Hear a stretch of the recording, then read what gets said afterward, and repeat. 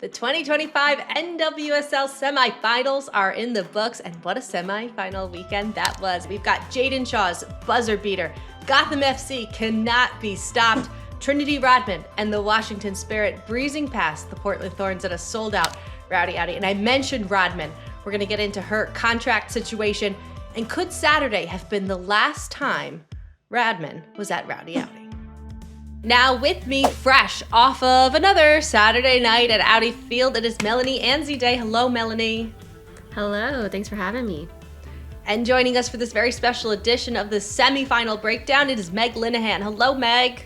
Hello. I did not get to travel this weekend, so I'm a little less exciting, but the games will make up for it. It sure did. And we're gonna start with Sunday and go back to Saturday. So what we're what we're all living off of right now is I'd say the 96th, 97th minute of the Orlando Pride Gotham FC game. Gotham FC winning 1-0. Midge Purse would be the first to admit it, as she did post-game, that it wasn't their best from Gotham FC, but what did matter was that final minute and Jaedyn Shaw's winning moment, Meg. Yes, Jaedyn Shaw has come up massively for Gotham in both of these postseason upsets, right? I mean, Jaedyn Shaw obviously going viral for that underdogs quote, but she has been truly a key player for this team, has really, I think, changed their fortunes. Gotham have been not the most consistent team through the season. I mean, I go back to that decision day first half against North Carolina, and I'm just like, what has happened to this team, right? Like, they turned it on at exactly the right time, and I feel like a lot of that is down to Jaedyn Shaw coming up with some of these very clutch moments. At the same time, as much credit as we have to give Jaedyn Shaw, I think we have to give credit to Ann-Katrin Berger as well for that massive reaction save in the 100th plus. I mean, just Gotham is coming up with these moments that make up for games that are maybe not the most beautiful style of play, but are getting them results. And when you kind of will remember this game, you won't remember, it wasn't like the most climatic or beautiful soccer we've ever seen, but it really was a fantastic kind of blockbuster minute there from Gotham to get that goal on a free kick, to then, the save on the other end. It just kind of sums them up that it was a team performance from Gotham. And I mentioned Midge, but that's because use the word blockbuster. She was blockbuster in the post-game interview, I think, in summarizing that they don't love that they're always coming into these moments as last seeds, doing it as the final seed as a 6th seed 2 years ago in 2023, and again as an 8th seed here in 2025. But Melanie, that seems to be the secret sauce for this Gotham FC team. Yeah, definitely. And I think they've definitely been riding this momentum these last couple of weeks. And I'm thinking back to being at the USWNT national team camp. And this feels like a broken record hearing this from Gotham players. Even Roosevelt at the time was talking about, we had a gritty performance. It wasn't our best, but, they still managed to pull through. And I guess that's the nature of NWSL playoffs, right? Like, anything can happen. The chaos will chaos, and we're here for it. But of course, as we look ahead to next week, the final against Washington Spirit, a rematch of the semifinal of last year, I do think Gotham will need to kind of turn this around and not do this again. Like, I think they will have to come out strong from the very, very beginning, especially, just thinking back, I know we'll get to the Spirit game, but just hearing, Midge saying that this wasn't their best performance, but then hearing the Spirit players saying that this was their best performance that they've ever seen themselves play, very, very different ways to kind of head into next week for sure.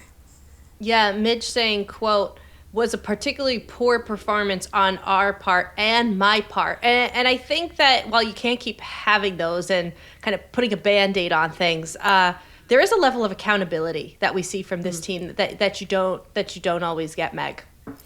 Yeah, it is so interesting. When I hopped into Gotham's post-game press conference, right, I was at that 2023 championship. I remember the Gotham FC team rolling in and having these vibes. Like, I just remember being like, oh, this feels different than every other team I've covered. And what is really interesting is I think they have somehow grown that, even though this 2025 team is not the same. in almost any way from that 2023 team. There Yeah, are still I think a few there players. were 3 starters from Right, that like, team. I mean, that team has changed so drastically, and yet what they have managed to do, you think about a player like Mandy Freeman, right, like Midge Purce. Even Roosevelt was on the opposite side of that 2023 final, right, now coming over. They have built this culture in such an interesting way under Juan Carlos Amoros, where I think, Jaedyn Shaw after the game said, like, we're sisters at this point. And so teams can talk like that, but what I think we have seen out of Gotham over these past few years is, yes, I think there have been some stumbles, but when they make it into the postseason, those vibes are 100% there, and they are carrying them at a different level than whatever's happening in the regular season. And what's particularly noteworthy about Jaedyn Shaw using the terminology sisters is she has been there for weeks, shall we say a couple months. So that just kind of tells you something in itself. Before we shift gears, I do want to give props to Orlando, because they were so exciting in the weekend prior, and Marta really leaving everything out in the field. You hate to just keep bringing up Marta, but in watching that game and watching this game, I was loving the Gotham story, but you wanted them to go through, kind of for her and for some of the players on this team and everything that they've endured. How do we grade Orlando's season in 2025? I think that's a really interesting question, just because obviously last year Orlando were the pace setters, right? And that was not the case this year. You look at Kansas City and what they did, right? And Orlando's sort of high water mark was immediately eclipsed. And they've never hit that high water mark again in 2025. And I think there's such a big question mark of, what if they had a healthy Barbara Banda, right? For this postseason run. Obviously they didn't need her in the quarterfinals, but when you think about what was missing tonight, it was someone to finish some of these chances, right? Like Marta and Ovalle can only do so much in terms of creation. You need someone who can finish chances. So I think there is this sense of there's a what if around Orlando, but fundamentally, I think what's so interesting about the Pride this year is that they managed to figure out how to play without such a central player, right? They had that stumble after her injury, after Barbara Banda's injury, and came back together as a team and were turning out these very complete team performances. But you add in injuries like Ali Watt, right? Like, there's so many underrated players for this Pride squad that I guess it's not that surprising that they fell, but you also, you look at that, the full, the XG is such a wild number for that Orlando Gotham semifinal, and that, it felt like such a smash and grab from Gotham, but ultimately that is the NWSL. Yeah, I would say I do think that, talking about grades, like a B plus maybe, because like you said, I do think the way that they were able to kind of play even without, such a central figure like Barbara Banda, like you mentioned, Ali Watt, who was so clutch last year, in their championship performance. So I do think the fact that they were still able to kind of get this far, despite all of these different adversities, I think that says a lot to, they still had a pretty good end to their season. Of course, everybody wants to win the championship, but I do think, they did what they could, and I do think the fact that they were able to get as far as they did without such a central figure says a lot about this team. All right, we'll be getting a little bit more into Gotham and the things they need to improve on. But just a couple of fun notes that we didn't get into with them is something that's really interesting is Jaedyn Shaw has now been involved in all 3 of Gotham FC's postseason goals. And an interesting note from the psyche, perhaps, of Gotham FC is we learned ahead of this show from producer Theo that Gotham is going right to San Jose. Gotham packed their bags, which I instantly kind of thought of Midge Purce, because it's like, yes, she's going to mostly be in sweats, but I also know, like, I saw her walk into the stadium and, everybody had their away ivory Gotham FC tracksuits on, and she, of course, had it, like, done a little bit different. So I was like, oh, man, like, you made this group pack all their things, maybe their stadium walk-in looks, even though I don't know if Gotham will be allowed to do that because they've always wear those away tracksuits. Like, you made this team pack for San Jose. They're going right from Orlando to San Jose. That is 9 days now on the road. But maybe like some of the psyche of that, of like having your bags packed for the final was there. So I just found that super, super interesting. All right, let's move on a little bit to the other game. Melanie, you are in DC, where we use the term rowdy outy, and ad nauseum we use the term rowdy outy. And the term 12th man, 12th person is overused in sports all the time. I remember my first ever trip to Seattle of being like, stop with this 12th man stuff. And then being like, okay, it is a little bit of a thing. But Saturday night, the Portland Thorns versus the Washington Spirit. I don't know if it was because they were in the neon yellow, and that was really standing out. But something about that game, it just felt like the fans and the players were like all on the field. It felt like everybody was so a part of that game. Yeah, I mean, I don't know what you could see on the broadcast, but there was that moment where Aubrey Kingsbury had, a clutch save, and then you see all the fans in the supporters sections pull out these like yellow brick wall, little sheets of paper, and that was just such a fun moment, and I think it speaks to kind of the energy of Rowdy Outy, how these fans kind of play off, the vibes from the team and vice versa. Aubrey at the end of the game said, I didn't really have to do much, so thank you for that to her teammates. But she was also when you're watching her, she is hyping up the crowd, she's doing what she can, even when the ball is on the other side of the field.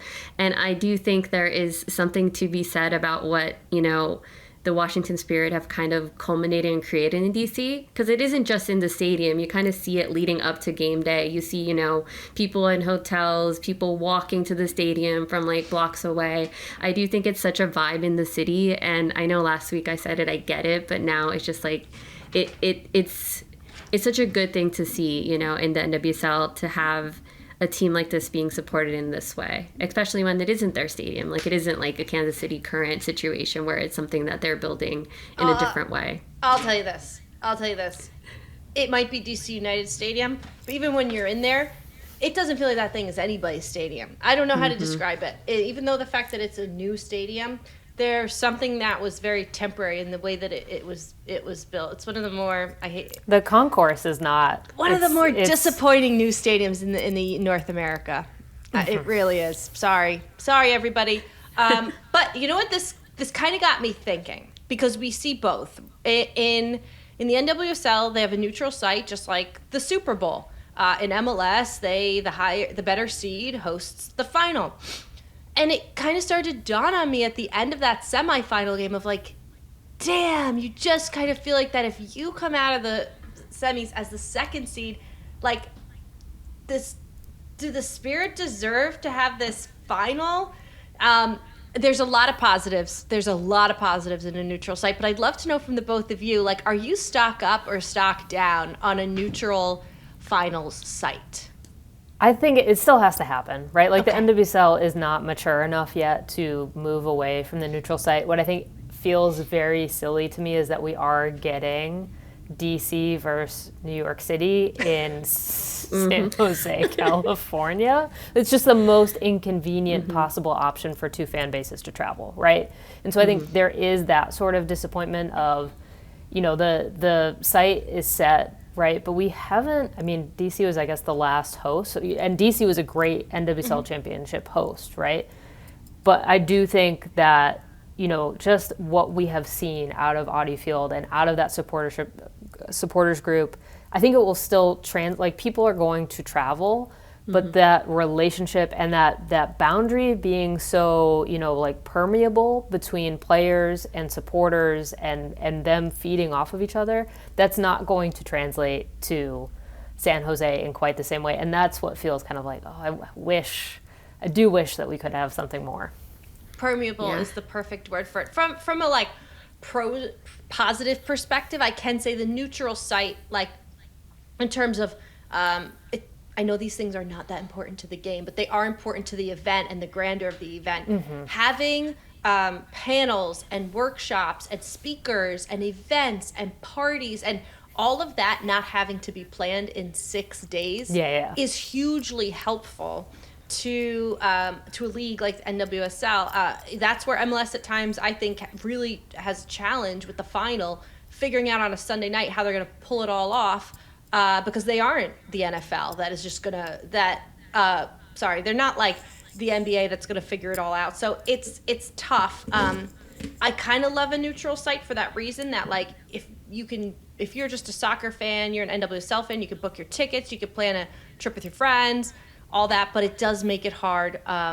It does, to me, just make it feel a little bit like now at this point, the 2 seed is not being more rewarded than the 8 seed. So anyway, I just kind of got to thinking, because it made me a little bummed that it was the last time I was going to see Rowdy Audi for the year.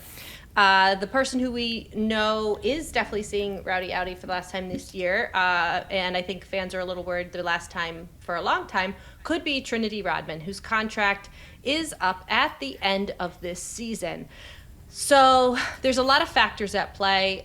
Word on the street is a number of WSL suitors. Could it be Europe, et cetera, et cetera? Meg, what do we know about the Trinity Rodman situation?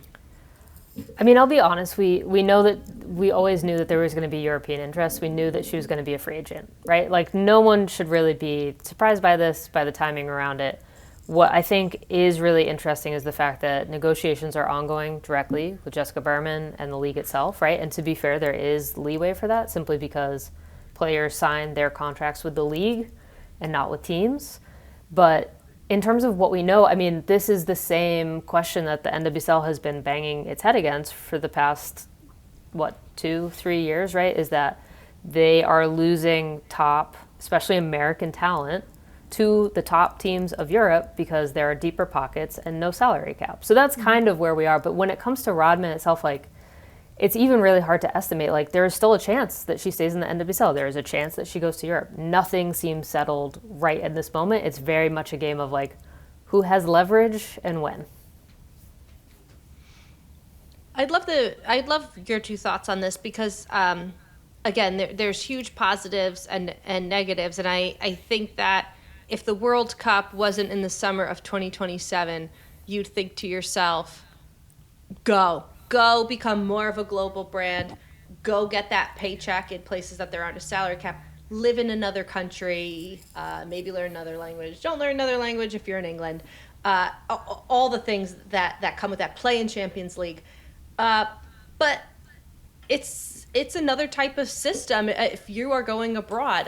The WSL, it could be a challenge, and there's no guarantee that after a season a young player is going to fit in, that you're going to fit in with your team, that you're going to fit in with your coach, you're going to fit in with the new place that you're staying. So if you had to advise Trinity Rodman, or you were part of her camp, what do you think the right move for her, knowing that the World Cup is a year and a half out when a new season would potentially begin, is the right move for her?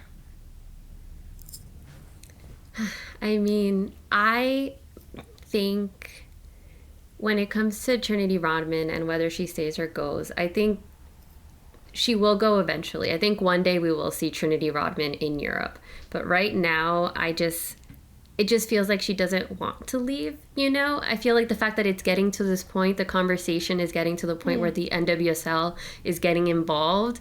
Like, I just feel like she wants to stay. I think she's not done in Rowdy Audi in DC. Whether we see her maybe at an expansion side in the future, I don't know. But I do think, I just keep coming back to this question of, we keep talking about the NWSL as growing, so much money coming into this league. We just broke the story about, you know, another record expansion fee coming in. So to also, while having that same conversation, at the same time having this conversation about players, you know, not, you know, a player who is worth as much as Trinity Rodman is worth, potentially having to leave because, you know, the way the rules are don't allow her to get paid what she's due. And, you know, it's hard when you're having those 2 conversations at the same time. And maybe the question is, what do we say to the NWSL? And I know Meg Linehan had a very good, you know, you had a great column of yours, and everyone checked that out. But I do feel like, you know, the conversation maybe should be shifting a little more that way. I mean, for Trinity, really, it is what makes the most sense for her, right? And I think that's the message. You know, Emma Hayes, I think, had a meeting with the NWSL where the NWSL was kind of like, Loki, what the hell, Emma? Are you telling these players to go to Europe, right? And she was like, no, I'm not.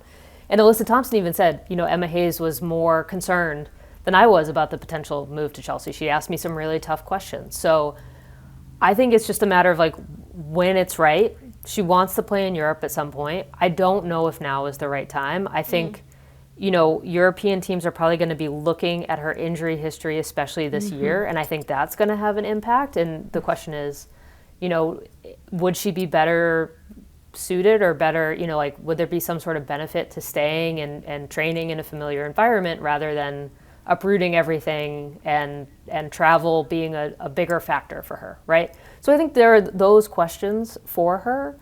But fundamentally, I do agree with Melanie, right? Like, this is a question of just how do we make sure that top American talent that has value both on the field and especially off the field can stay in this league and help it. Trinity Rodman, right at the moment, is the cultural needle mover for the NWSL. And so I do think she has more power in this situation to make the decision that is right for her. But I do think the fact that this is happening right now does lead me to believe that she's hoping something happens within the NWSL that gives her an excuse to stay. So yes, your NWSL Championship finalists are confirmed in what is being dubbed District versus Empire. The Washington Spirit taking on Gotham FC. It'll be on Saturday, November 22nd, PayPal Park in San Jose, California.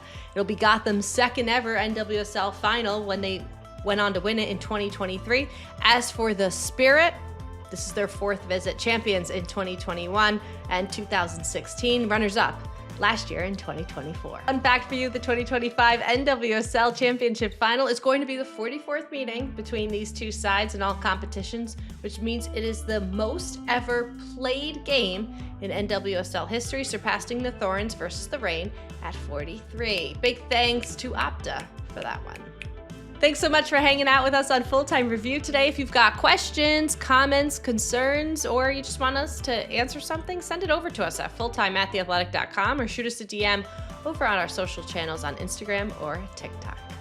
Did you know The Athletic has partnered with Yahoo Sports to provide free, best-in-class coverage of women's sports? That's right. Go check out the Women's Sports Hub at sports.yahoo.com/women-sports. That does it for our show today. My name is Jillian Sakovits. Thanks so much to Meg Linehan and Melanie Anzidei for hanging out with us today. And Full Time does not happen without our podcast producer, Theo Lloyd Hughes, our video producer, Leah Griffin, and our executive producer, Emily Olson. Enjoy the chaos. Enjoy the final. We'll see you soon.